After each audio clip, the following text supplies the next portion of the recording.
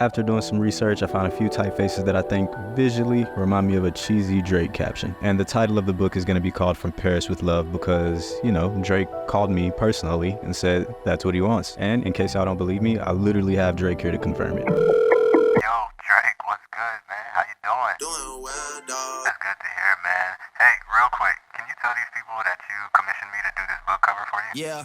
I appreciate it, bro. Alright, I'ma holler at you, man. Now that that's out the way, I'm going to start experimenting with a few layouts and composition. Here, my goal is to play around with the text in an effort to create an interesting composition centered mainly around the typography. Next, I'm going to head over to Window Type Glyph. Here, I'm going to find some interesting character variations to make the composition look a bit more dynamic. Let me try and step into my client's shoes for a bit.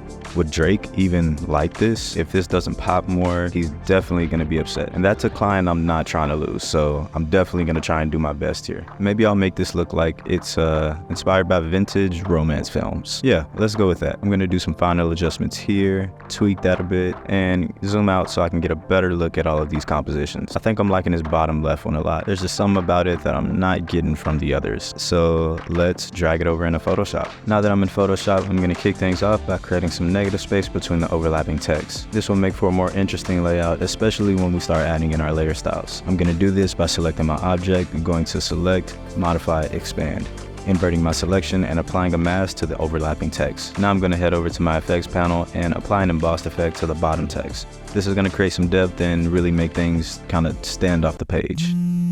Who's calling me? Is that Drake?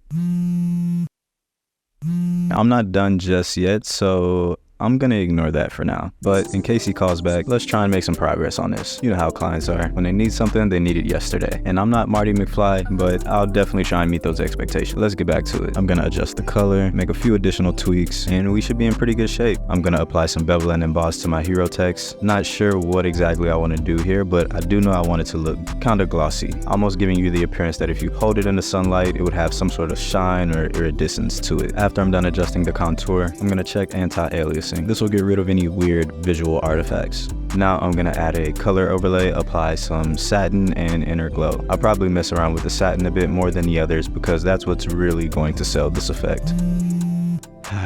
As much as I want to ignore it, I should probably get that. Yo, Drake, what's good, man? How you doing? I'm upset. I know, man. My apologies. It's taking a little bit longer than expected. But I promise to have this over in the next, 3 minutes. Did I just commit to having this done in 3 minutes? As much as I love to procrastinate, we've got to get this done. Let's get back to it.